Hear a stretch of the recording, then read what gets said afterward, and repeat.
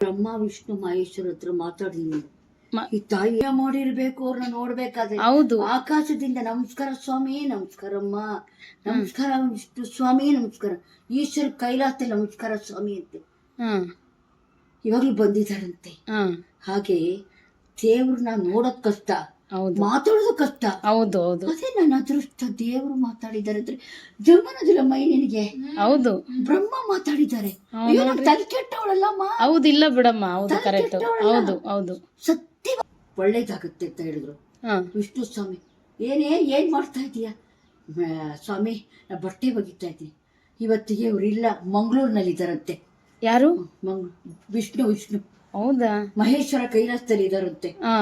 ಕೈಲಾಸ ಇಲ್ಲೆಲ್ಲಿದೆ? ದೂರದಲ್ಲಿದೆಯಂತೆ ಕೈಲಾಸ. ದೂರದಲ್ಲಿದೆಯಂತೆ. ಹೌದ್ರಾ? ಆಮೇಲೆ ಏನಂದ್ರು ಮತ್ತೆ? ಕೈಲಾಸ ಇಲ್ಲಿದೆಯಂತೆ. ಹೌದಾ? ನಾನು ಯಾವಾಗ್ಲಾದ್ರೂ ಮಾತಾಡ್ತೀನಿ, ನಿಂತ್ಕೊಳ್ಳಿ ನೀವು. ಈಶ್ವರ ಪಾರ್ವತಿ ಹತ್ರ. ಅವ್ರ ಹತ್ರನೂ ಮಾತಾಡಿದೀಯಾ?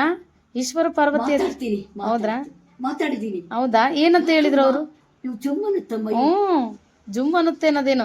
ದೇವ್ರನ್ನೇ ನೋಡ್ ಬಂದಿದ್ದೀರಾ ನೀವು, ಮಾತಾಡ್ಸಿದೀರಾ ನಮಗೆ? ಮಾತಾಡ್ತಿದ್ದಾರೆ ನೋಡು. ದೇವ್ರನ್ನ ನೋಡೋ ಅದೃಷ್ಟ ನಮ್ಗಿಲ್ಲ ತಾಯಿ, ನಿಮ್ಮ ನೋಡೋ ಅದೃಷ್ಟ ನಮ್ಗೆ ಇತ್ತು, ಬಂದ್ವಿ ನಾವು. ಹೌದು. ಪೂರ್ವಜನ ಪುಣ್ಯ ಮಾಡಿರ್ಬೇಕು. ಹೌದು, ನಿಮ್ಮ ನೋಡೋದಕ್ಕೆ ಪೂರ್ವಜನ ಪುಣ್ಯ ಮಾಡಿರ್ಬೇಕು ನಾವು. ಪೂರ್ವಜ ಅನ್ನ ಇತ್ತು ಓಡೋಡ್ ಬಂದ್ಬಿಟ್ಲು ರಾಜಲಕ್ಷ್ಮಿ.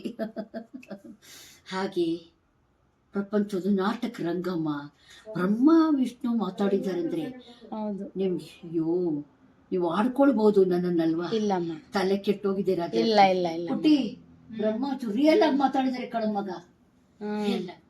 ಈಶ್ವರ ಪಾರ್ವತಿ ನಿಜವಾಗ್ಲೂ ಮಾತಾಡಿದ್ದಾರೆ.